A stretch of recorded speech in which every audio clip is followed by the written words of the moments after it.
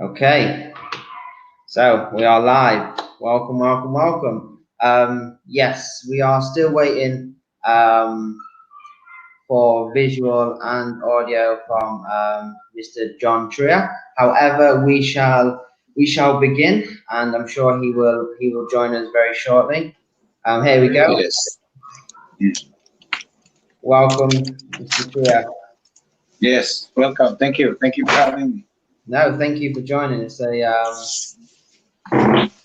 pleasure to have you all in here, and yeah, Thank very you. exciting time for Prime Philippines to be hosting some real standout names such as yourselves for our first webinar. So yes, thank you all very much. And I believe Jetson, you is also now joining us. But without further ado, let's get into this, gentlemen. So, good afternoon, all, and thank you for joining us today for the first instalment of the Prime Philippines webinar series. My name is Connor Cowman, if you didn't already know. I'm the head of research and advisory here at Prime Philippines, and of course, your host for today's webinar. So, this afternoon, with the help of our esteemed guests, we'll be taking a look at the effects of the COVID-19 outbreak, the effects on the real estate market here in the Philippines, as well as general forecasts from our experts regarding the future of the industry and how we expect things to play out. So, yes, as mentioned, we are currently waiting for Mr. Jet Yu to join us. I think he will have some opening remarks in regards to this. However, we'll give it a minute and then we'll continue on. So bear with me 2 minutes.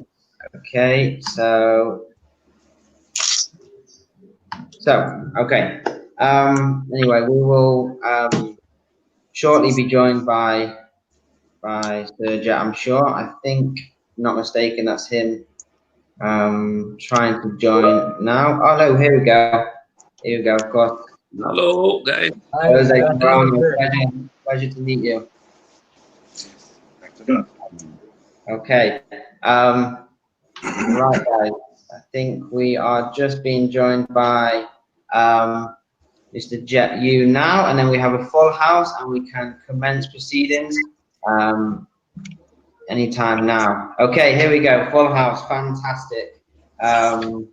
This is what we wanted. So yeah, thank you again for all joining. I can tell you personally, I'm very excited to be a part of this fantastic webinar with you guys who are very esteemed guests. And on behalf of the whole Prime Philippines team, it really is a pleasure to have you guys here today. So without further ado, I would like to introduce the CEO and Managing Director of Prime Philippines, Mr. Jetson Yu, for a short introduction and some opening remarks. Good afternoon.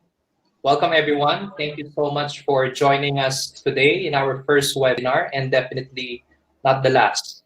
I heard that we have close to, right now, we have close to 300, but we're still expecting a few more to attend. It's amazing since at first we were only expecting a maximum of 200 participants. Now, the lockdown won't stop us from being productive, and I'd like to commend first the Prime Philippines team for bringing this together.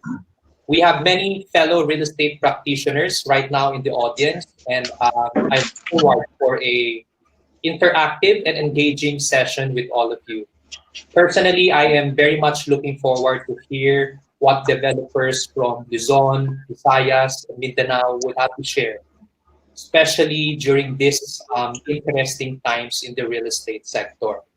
And that is why we have our esteemed panelists here with us who are not only real estate developers, but also game changers in their own developments. Without further ado, Connor, you may start the program. Okay, fantastic. Thank you for that wonderful message, Mr. Jet Yu. Indeed, we're witnessing one of the most pivotal events in the property sector. and today to share with us their insights and expertise. As Sergio has mentioned, we are very fortunate to have with us 5 of the most esteemed and active real estate business leaders and organizations within the Philippines.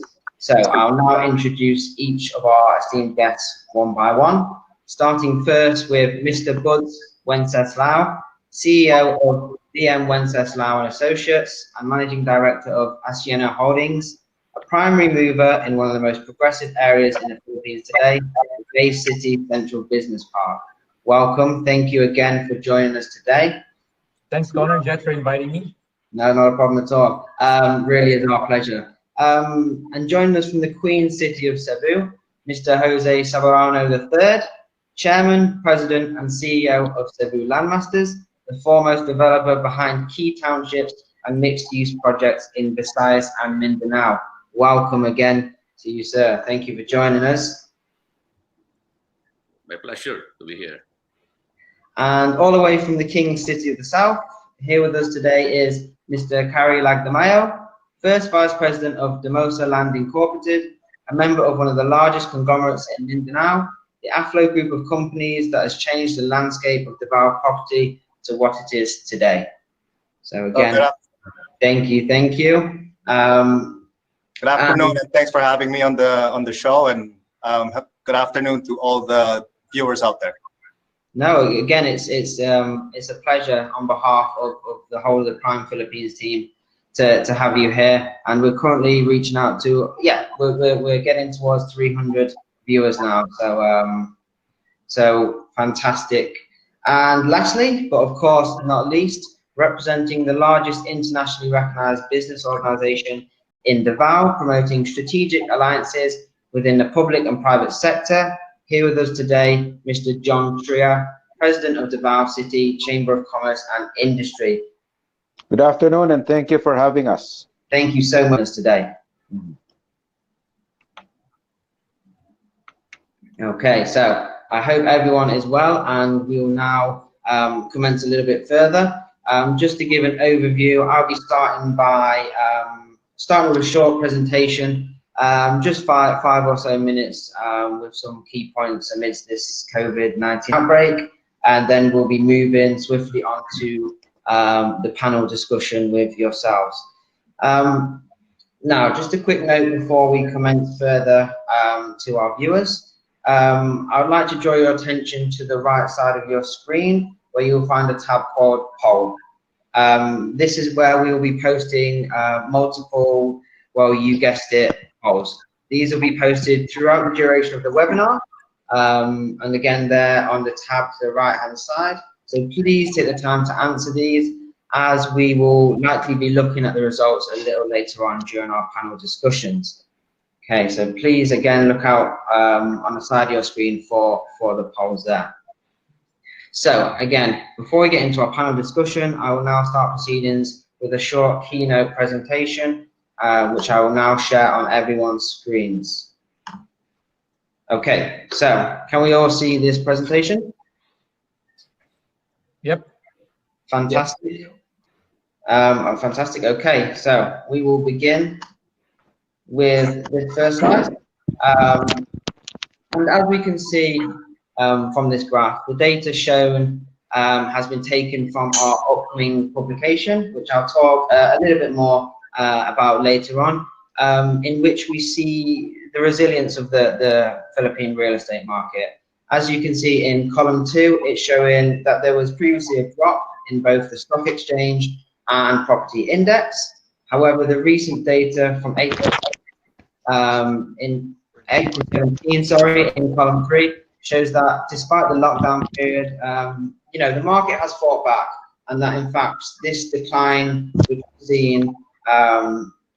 which was seen in column 2 has now lessened.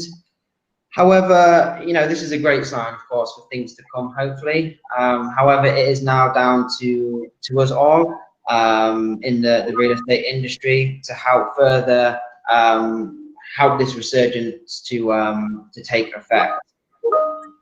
So we will now have a look to the bottom of the screen. An interesting area to look at is is that during a time like this, it's natural to look to an area or something that we can compare directly to, which would be the SARS 2003 outbreak. So during the SARS outbreak in Hong Kong, which of course was the epicenter of the virus, investment sentiment and real estate transactions during the peak of the virus, which was in Q2 of 2003, did decline, which of course was expected by experts at that time. However, this was short-lived, and by 2004, the real estate sector came back strong with double-digit year-on-year increases in office rents. So again, moving on swiftly because I don't want to speak for too long. I want to get onto the main panel discussion. There's many comparisons we can draw between SARS and COVID. However, it's 17 years on from then, and this is a different virus. So we need to have a look at what happened with SARS, but this is again a very different scenario we're in. So whilst we can draw some conclusions, we don't want to dwell too much on what happened with the SARS outbreak. So we'll move swiftly on to the third slide, which is just a snapshot of what's been happening during the COVID-19 outbreak here in the Philippines regarding real estate. A few key points to mention. I mean, as I'm sure many of you at home watching this and our panel can see, this is general information that a lot of you will potentially already know. But a few key points I'd like to mention is in the residential sector, despite slower take-up of residential property in the short term, which has been brought about because of these restrictions from the ECQ, travel restrictions, meaning we can't view properties. Of course, it's made it a lot harder to sell our real estate. This is only a short-term issue, in my opinion. I think what we'll also see is investors will eventually be showing, in fact, increased interest into residential property due to the potential of decreased prices. So I think any issues with the residential market will be short-lived here in the Philippines. Another area, the hotel industry, has seen a drop in occupancy rates. However, they have combated this by offering lodging to BPO companies. But yeah, a general overview on the Philippine market there. We will move swiftly on because I talk too much and we're already behind time. So this final slide is just another piece of our publication we'll be offering to everyone later. This shows some information in regards to a survey that was done by the Prime Research and Advisory team. And as you can see, it shows areas which developers are most likely to continue to be working within. As you can see, Metro Manila and Greater Metro Manila continue to be the driving force. It's also worth mentioning 45% said that Visayas and Mindanao are among their top priorities for expansion. So again, that was just a quick overview on a few aspects that have been going on. We will now get into the panel discussion. Well, the first question I have in this panel discussion is for Mr. Jetson Yu. And this is one of the current discussions between the public and private sector is the modified community quarantine. As a developer or businessman, what is your stance on this current plan? Thank you for that question, Connor. As a millennial, I believe this can be considered the very first occurrence of a crisis in the property sector for us millennials since we graduated.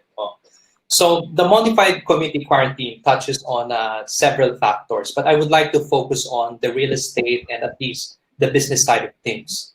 I'm not an expert in health or law, but I think as a real estate practitioner, we should at least take this time to embrace technology and understand it deeper.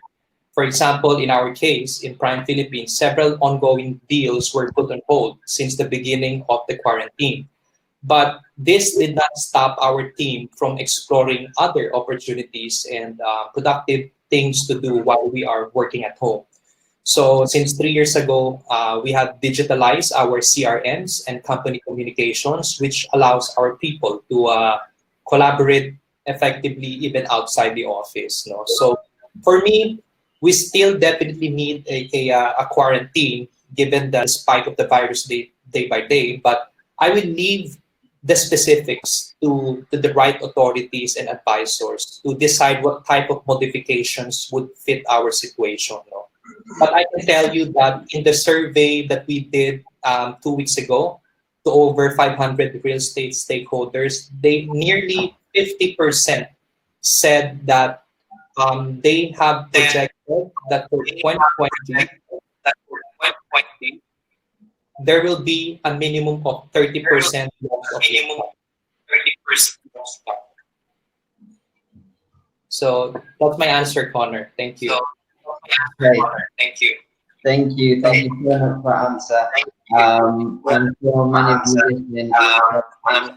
many of you listening so there seems to be a little bit of a trouble there.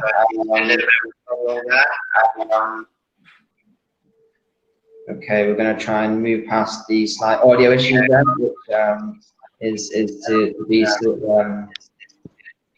to be expected. Okay, so move on to the second. So the second, okay, audio seems to be worsening pattern. So I think there is an echo coming from someone's screen and seems to be stable now. Apologies for that. As I say, there may be some slight audio or visual issues during this webinar. However, we will deal with them as abruptly as possible. Okay, back to our panel discussion. Second question is for Mr. John Trier. Thank you. Mr. John, how would you describe the current business landscape and confidence in Davao? Well, as you can imagine, it's not a very confident landscape at the moment. There is a lot of caution being exercised and really a lot of questions on how people can restart given the losses that they've incurred. Now, of course, I represent a business chamber that has among its members a wide range of businesses from trade and commerce to professional services, and so that actually has been a bit of a challenge. So the question is how people can recover their losses. Some sectors, however, have remained operational, like agribusiness. We're still shipping bananas and pineapples abroad, and our business process outsourcing sector, which employs about 50,000 workers, in large part, I think almost all companies, except for a very few, remain operational, although they are doing it at a reduced capacity, given the restrictions being laid on and the need for social distancing. And that's been a challenge for the BPO sector, which, as you know, is a big user of property, particularly commercial property and office spaces. So we're trying to work this out with the telecommunication companies because we're foreseeing really a long-drawn readjustment period. The IMF already said it's looking at a partial recovery by the mid of 2021. And so the recovery horizon we are looking at is pretty much 2021 as well. And having said that, we're actually already moving into the so-called new normals. We will need to start making slight shifts in the way we do business, in the way we run our offices, in the way we conduct our deals. So there's a big reliance now on online modes. There's a need to do a lot of social distancing within the workplace and many other adjustments which we will need to undertake. And as a chamber, we're doing our best to help our members make these adjustments, both to sustain their businesses, recover their losses, and protect everybody's health. Okay, yeah. What fantastic insight. Thank you so much. Yeah, fantastic insight into the current situation and how people are going about their business in Davao. I'm, of course, an expert of the region. So thank you so much for that. We will continue on. And I would now like to give all three of the developers, as well as Mr. Jet Yu, a chance to give a short answer to the following question. We'll start with Mr. Budswan Salau, and then move on to Jose Sabarano, and then Mr. Karilagdamao, and ending with Mr. Jet Yu. So, how would you assess and measure the overall impact that COVID-19 has had on the Philippine real estate sector? Basically, I think overall, new buildings are definitely going to be delayed depending on how long the lockdown is in effect. And until after social distancing guidelines are issued, it's still up in the air. I think it's important to note that prior to this COVID, our real estate market was in an upward trajectory for basically, I think, the past decade. I mean, for offices, vacancies were at less than 5%, which made it a landlord's market. That's why rental rates kept going up.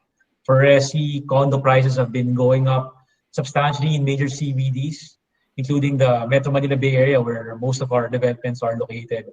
So prior to this lockdown, we were hitting close already to 300,000 per square meter for the new units that were launched. Sales take-ups in all the major CBDs were hitting all at around 90% for new launches. And that being said, even at record highs, the Philippines was still considered as one of the cheapest markets in the Asia Pac region.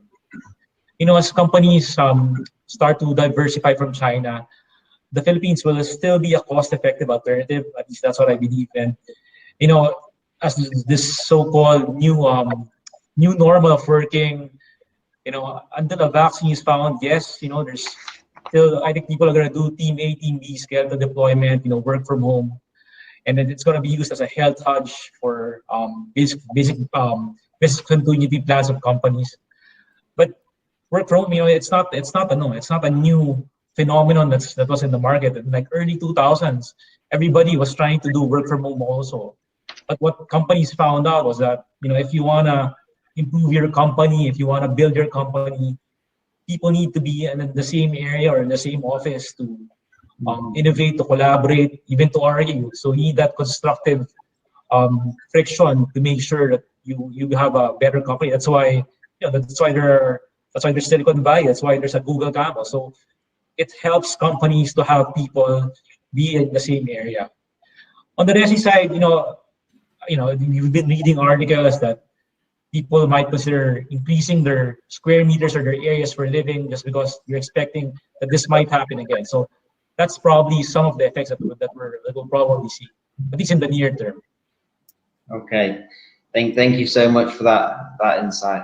And we will now move on to the sentiments of Jose Sabarano on the same matter that Mr. Buds has just discussed.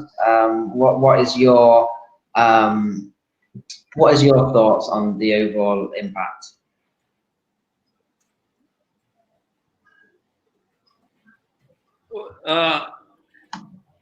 The impact is basically what is felt generally for all business concerns. It is more negative than positive, definitely. You will have less construction works, there will be lesser sales or lower sales. Hotels will be suffering with low occupancy. But in the midst of this, I think there will also be some positives. You get to prepare for what is gonna come up when things are normalized. So what our company is doing right now, that we are working basically at home and communicating online or using our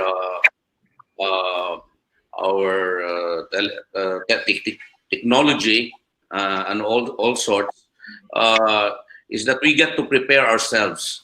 When we will be back to work, then we would be able to launch those projects that we have lined up. So these are part of the things that we should do, and even the review side of our plans we have to come in.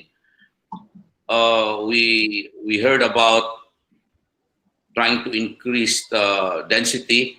That's something that we need to be looking very seriously into.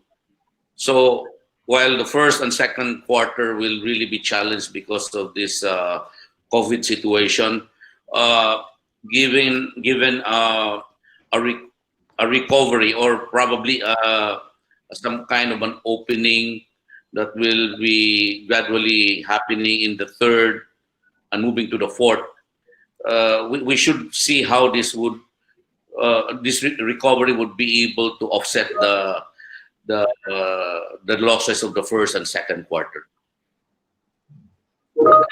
Thank you so much, Jose Sabarano, for your input there.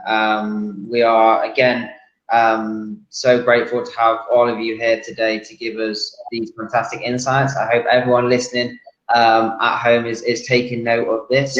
And we will now continue on with the same question, which I will now pose to Mr. Carilagamayo. Sure. I think in the near term, everybody is going to be experiencing the same, whether it's in real estate or in any kind of business. But for real estate, of course, we'll be experiencing things such as delayed construction, delayed collections. We can't even bring people to sites the way we used to. Travel will be restricted. So obviously, in the near term, I think the prognosis is it's quite negative. But we are optimistic. We do like to see what the opportunities may be once this is all over. And I think you just have to really go sector by sector. And you have to look at which are the particular real estate sectors that will be resilient. I mean, for us, we think that the office space will still be resilient. Working from home will be a new norm, but I don't think it's going to completely change being in a physical location, just similar to what Bud was mentioning. And speaking from a company that's from Mindanao, I'm optimistic that I think companies will really look at locating in areas outside of Metro Manila when this is all said and done. And obviously to take advantage of cost efficiencies. I think the BPO space will flourish eventually again in I guess the countryside or outside of Metro Manila. We still are cheaper than about 30 to 40% cheaper than Metro Manila.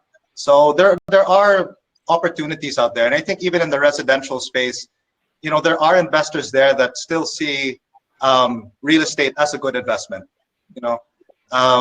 In certain price segments, they won't be as sensitive to shocks such as this, and they'll probably take advantage of things such as the new low interest rate environment. They'll probably haggle for good deals, things like that. So in general, I do think that the real estate space is resilient. So what we're experiencing now, and hopefully it will just be just a knee-jerk reaction.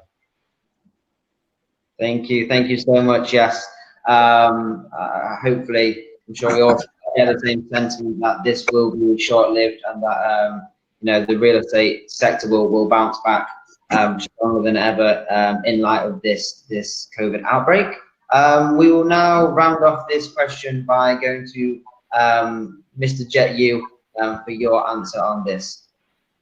Well, but there's a saying that don't waste a perfectly good crisis, right? So a crisis usually is just a beginning of new things, and companies like, for example, Alibaba, Uber, and the like started during the times of crisis. So I think, for example, for some of our clients in Prime Philippines, they see this as an opportunity to also do research study on how to diversify their businesses and make it more resilient. It could start from, let's say, tenant diversification or expansions to expansions to new sectors that will help their overall portfolio to be much more resilient. So overall, it's like what Carrie also mentioned, and Mr. Jose and Bud. I think perhaps we all agree here that this is definitely going to be at least medium term. It won't. Everything will eventually, it will just take time, but everything will eventually come back to the bullish real estate sector in the Philippines. Because one of the things that we have to consider is that the fundamentals that backs the real estate sector in the Philippines are strong. And in like for example, in 2019, the OFW's personal remittances reached to about 33 billion US dollars, and you have the BPOs, the POGOs that further back and help boost the economy. And with these currently temporarily paralyzed, I don't think that this will go on the long term.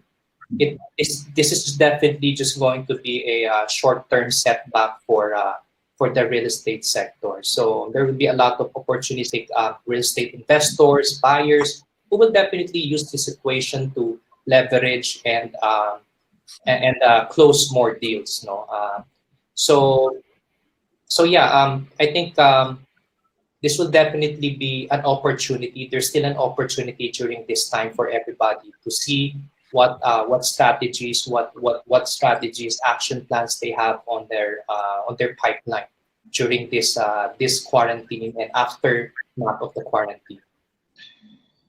Yes, thank you so much, Mr. Jet Yu. Again, I think the shared sentiment from all our expert speakers here is that we're hoping that this is only a short, maybe max medium effect it'll have on the real estate industry here in the Philippines. As we've already mentioned, Philippines real estate is a resilient industry, and with market leaders such as yourselves being proactive in how we're going to combat the COVID-19 outbreak, I'm sure that the Philippines will come back from this stronger than ever, and in no time at all. So thank you all for them answers there. I'd just like to make note of the poll. As I mentioned, we are posting polls throughout this webinar. And for the second one, sorry, we didn't actually draw up on the first one, but the second one, which was for investors, developers, tenants, and occupiers, by how long do you think would you delay your expansion, acquisition, and development plans given the enhanced community quarantine and virus outbreak? So it's very close, actually, between for the results of this, as you can see. 37% have, in fact, gone with between 4 to 7 months, whereas we now have 34%. So again, very, very close, saying 8 to 12 months. So again, that falls pretty much in the bracket of what we've all discussed here in terms of, only 12% thinking it'll be more than a year, which, backs what we've been saying in terms of a short to medium range for the effects of this virus. So again, polls will continue to be posted throughout the duration of this webinar. So thank you everyone who is voting in them, and we will now move on with our question. So this question I would like to pose to the developers in the panel, from Bud Wenceslao, moving on to Jose Savarano, and ending with Mr. Carrie Lagdamayo. And this we have touched on this before, and it relates to the poll that has just been posted. For your real estate developments in the pipeline, is there considerations for putting them on hold? I know we've discussed that there is, but in regards to how long would you expect these to be put on hold for, and if so, what are the reasons behind putting these on hold? Well, in the case of, Sorry, please go ahead, sir. Okay. I'm having audio problems. No, is it supposed to be my turn or? No. How about let's flip it around, and Jose, please go first, and we'll work around that. Okay. We'll continue. Okay. Thank you. In the case of Sibulan Masters, we have in the pipeline prior to the COVID situation for 15 projects. We have been gearing it up. We could have started definitely the second quarter. But whether we're putting that on hold or not, well, we have to be very cautious about it, no? Because of course, that depends on when things really normalize. But what we're really doing now, as I also mentioned, that this is the kind of opportunity that we have, that our team gets to work on the administrative side, no? And still connecting with our planners, our contractors on what we should do when we are able to launch and start of these 15 projects. We do have several of our projects that we are still doing construction, and we're even getting some sales online. But of course, this is not the best of times. This has slowed down quite a bit. So we're preparing ourselves for these launches. If things normalize, no, we still feel very strongly about the strength of the residential market. I think there is no better time for our brokers and our agent network to push for these products, especially of that need. No, we do realize about the backlog, and this opens a lot of eyes, especially those who don't have their homes and they're cramped in one area, and this is an opportunity for them. Now, 40% of our buyers are definitely from the OFW market, but we feel that when things normalize, they will have to be gradually recalled, no, back to their different areas that they have been previously assigned. And we also realize that with the economies of the developed countries to be a bit recovering, they will have to cut a lot of costs. So they will be doing a lot of outsourcing, no? And which would benefit the countries like us, no? And you can see the BPO sector will have to take advantage of that. So that's the situation. We still feel very strongly that from our own product lines, which is basically residential, both the horizontal house and lot packages and the vertical, which is the condominiums, will still basically have the strong demand. In fact, we are very happy to note that we have very, very minimal cancellations, of orders that have been done from the past.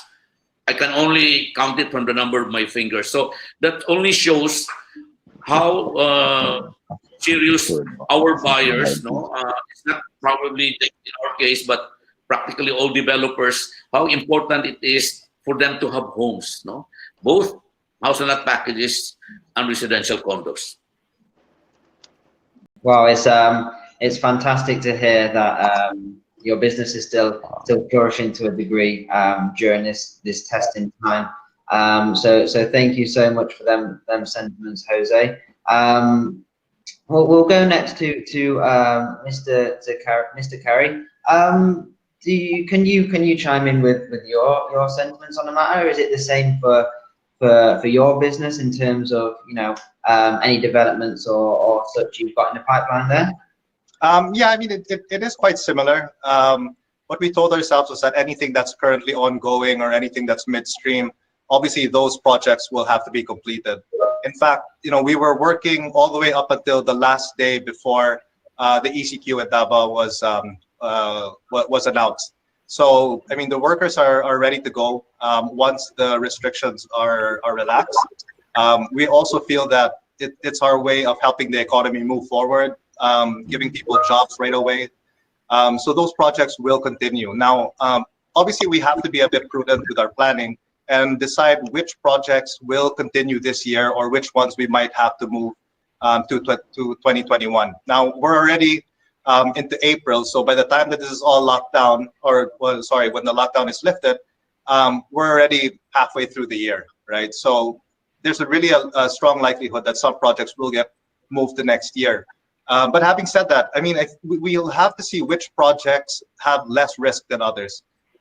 For instance, my opinion is that house and lot projects might fare better, just because it naturally has that social distance, because you're not going up in the same elevator.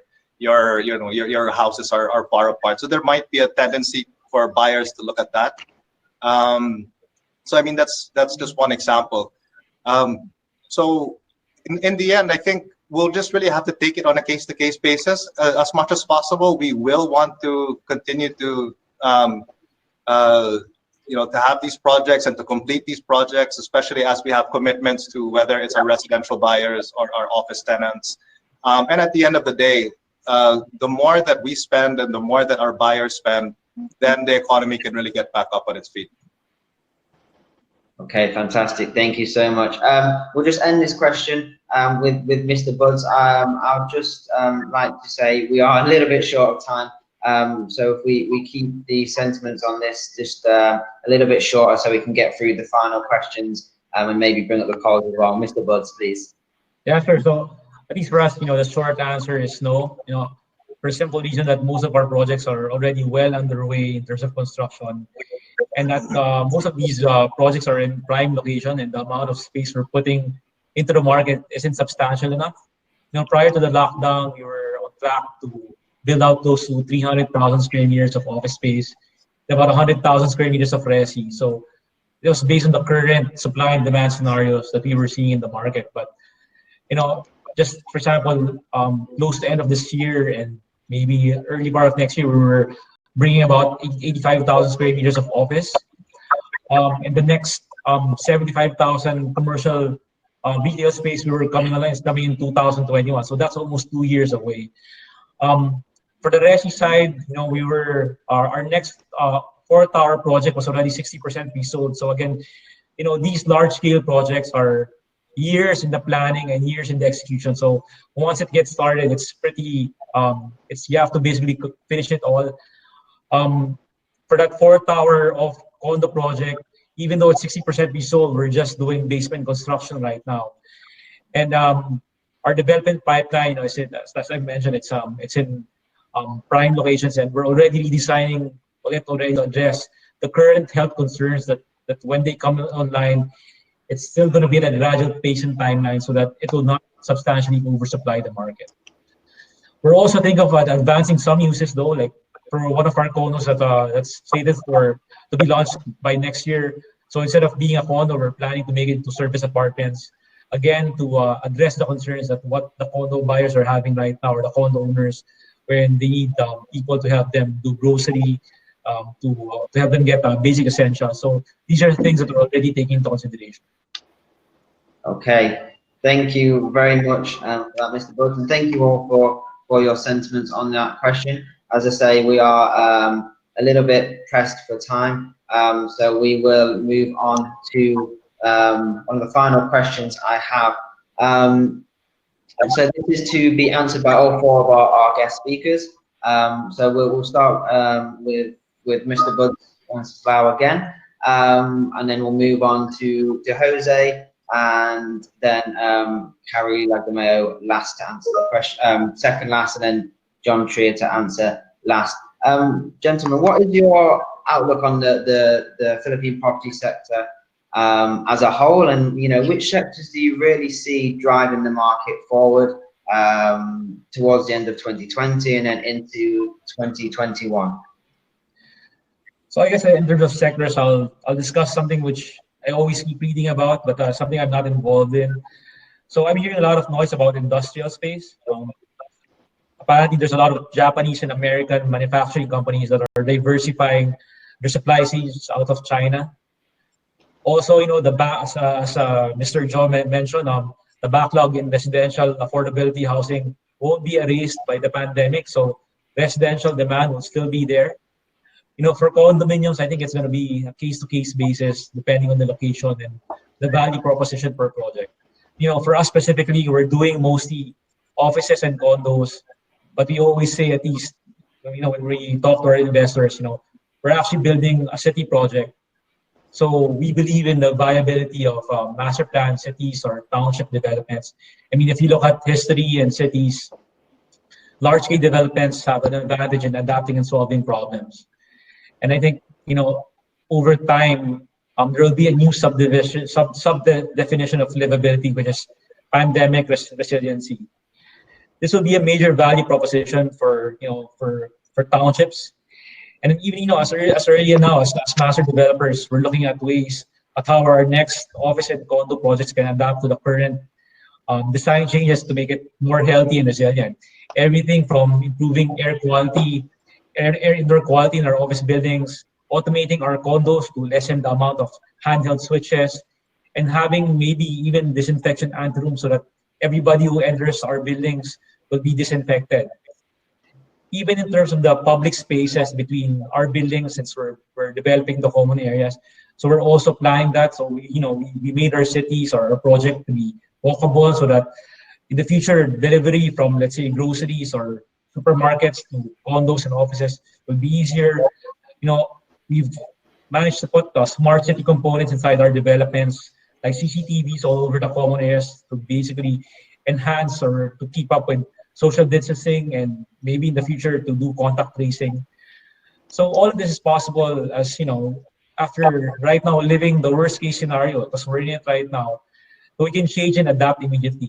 That being said, again, we think, at least I think, that the premium of larger scale projects will be evident in the next coming months, as they won't be as affected as the fringe and outskirt locations. Master plan communities, I think, I believe will be more resilient in pricing, as owners will not be as keen to let go at fire sale prices. Okay, yes, fantastic. Thank you so much for again another wonderful insight there. We'll go straight to Mr. Jose for your comments on this.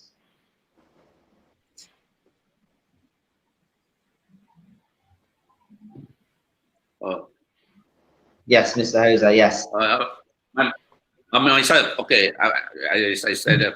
Well, there will be on normal times there will be a resurgence for all real estate products across the board. No, that's what I feel. It could be led by residential, which has always been strong. The hotel will have a resurgence.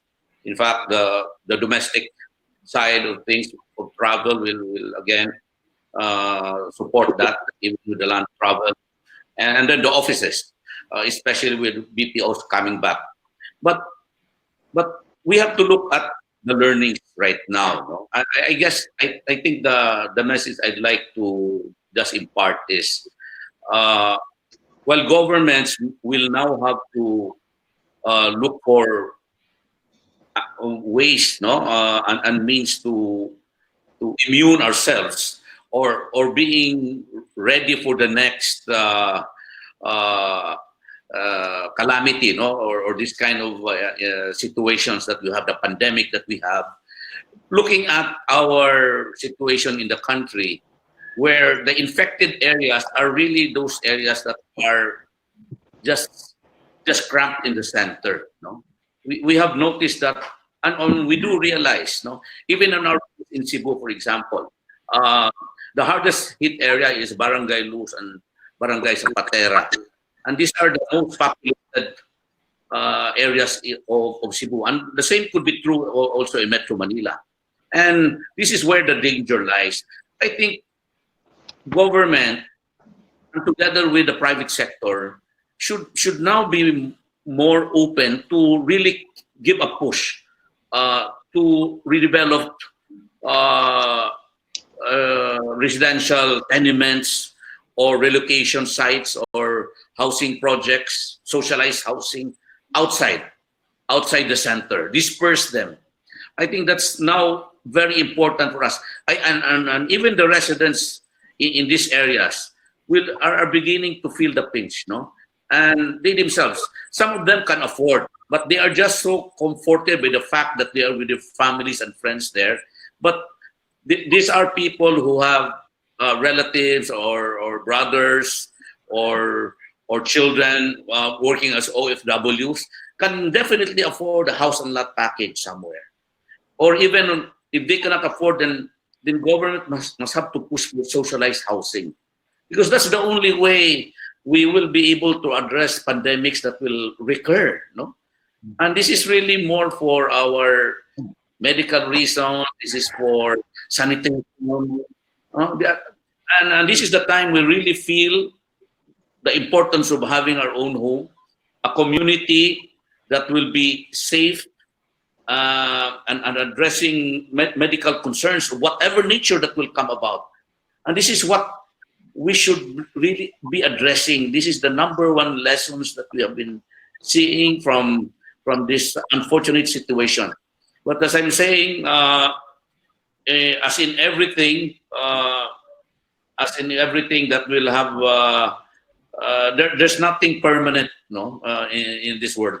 Even our troubles, even the difficulties. So we should find a solution, and at no time should our country, and including the private sector and the developers, should take this very seriously, and do a real serious planning, then implement this really for the benefit of all.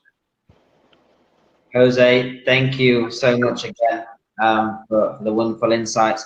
Moving swiftly on so we can fit this all in. Mr. Carey, can I have your thoughts on the matter as well, please?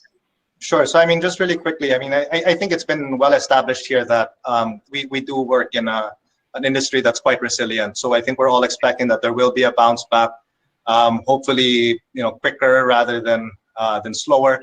But if I were to go into or segment specifics, so we do like the office space, especially as this relates to office investments outside of Metro Manila, because we really do think that there will be companies that will look at a more cost-effective solution than what they currently have. Not necessarily to replace what they have in Metro Manila, but as an additional center. We also like the residential space. As it's been mentioned a number of times earlier, is that a house is a house. A home is a home. Everybody needs a home. So I mean, it's something that will be, it still will be needed by everyone out there. And finally, we also do like the industrial space. We're also involved in industrial parks, and actually just last year we were able to secure some Japanese locators and Japanese investors who are actually starting, or who started their construction of their factories inside our industrial park. And this was also in response to having additional factories outside of China. So I think we'll see more of that. And also just to highlight that when we talk about the Davao region, the ECQ was actually declared roughly about 2 weeks after that of Manila. And it's supposed to be lifted, hopefully, by April 26th. So almost a week before Manila's. So that's about 3 weeks. That's 3 weeks that work was able to continue. The BPO space was able to continue, and it still is actually ongoing. So, I mean, there are a lot of opportunities. I think people will see these opportunities to invest really outside of Metro Manila, and hopefully, finally, what we've been advocating for so long, which was to invest in the countryside and invest in places outside of Metro Manila, will finally happen. Okay, thank you so much, and we'll end this final question with Mr. John. Could you also share your thoughts, please? Okay. First of all, I'd like to thank Prime Philippines for having us once again and giving the Mindanao perspective some space in this entire discourse. First of all, I'd just like to note that recoveries of infected persons are quite high in Davao. We're almost at about 50%, which I think is giving some a positive note, and inspiring many to actually look beyond the quarantine already. Of course, I agree that the real estate sector in the Philippines has matured a lot since the financial crisis of 1997. I'm sure Mr. Soberano remembers that time. I was in real estate at that time, and I remember what we had to go through. We matured into end user properties, and I think that was tested in 2008. Many projects remained operational and succeeded because the sector already knew the durable kinds of projects that would weather any Yes. crisis. And I think we're seeing that same sentiment and maturity now.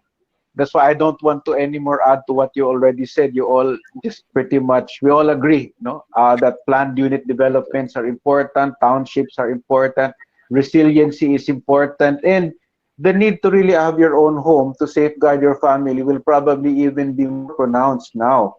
That's why the housing segment will become an important segment.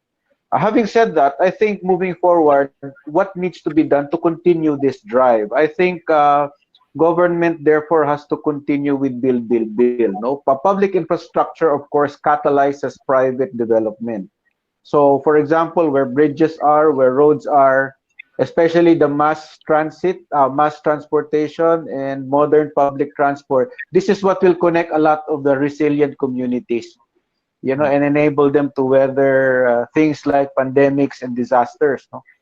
Then another thing that I'd like to note, which we gave out a statement yesterday, was the need for durable financing, especially the long-term, low-cost financing that can allow a lot of our projects to continue, that can encourage maybe new projects, the kinds of projects we were talking about earlier, take root. Because definitely, as a growing economy, the Philippines will have a big need for shelter. And we still have a housing backlog, which I think both public and private infrastructure will have to work together, as Mr. Soberano said, as Mr. Wenceslao and Mr. Lagdameo said earlier. There will really have to be partnerships to build these kinds of resilient communities. So I just hope that we can talk a lot more about that over the coming months. Thank you so much, Mr. John Trier. And yes, I agree. Hopefully, you know, we can all speak about these things further. You know, hopefully together in the future. We'll just round this part of discussion off. I think obviously fantastic insights from all our esteemed guests today. So thank you so much. And actually a very positive outlook on things to come in the real estate sector here in the prime Philippines. I believe if you take anything away from this, that, you know, the people who are the industry leaders, for the likes of who we have in this current webinar, we in the Philippines, the real estate industry in the Philippines is in safe hands. I'll also just finish on drawing to another one of our polls that was produced during that last question, which is, in which real estate sector will you be most aggressive to invest your money for the rest of 2020? Now the poll results are in from our viewers at home or wherever you may be. So thank you so much to everyone who has voted again in this poll. And we have a relatively resounding 38% who have just moved up to 39 as soon as I said that, who have voted for the residential subdivision lots, and it's rising and rising as I'm speaking, which I think backs up what we've all what you've all said in that final question there. So yes, fantastic to have you all.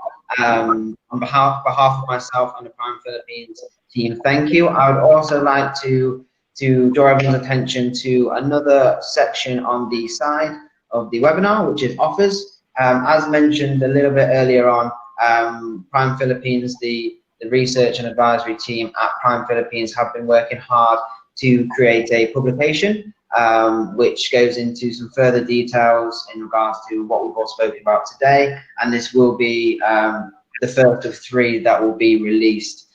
So please check that out. As I say, that is in the Office tab on the side of your screen now. Just click the register button, and we hope you enjoy our publication also. So once again, on behalf of myself and the Prime Philippines team, thank you to our panel experts and to everyone who has tuned in to today's first installment of our Prime Philippines webinar.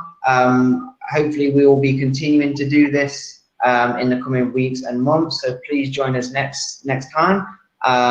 Look out on our social media pages for updates on when this will be. And yes, in the meantime, please check out our publication as seen in the offer tab to the side of your screen. Gentlemen, thank you so much. It's been an absolute pleasure to have you all here today. I hope you stay safe and well for the rest of the lockdown period, and that we can continue all in the real estate industry to work as hard as ever and get through this crisis together. So thank you so much. Thank you, guys. Thank you. Thanks Thank you so again, much. Brett, Connor, and stay safe, everyone. Sure, Thank stay you. Thank All you. right. Thank you Safe. so much. Thank Pleasure. Thank you, everybody. Stay safe and healthy.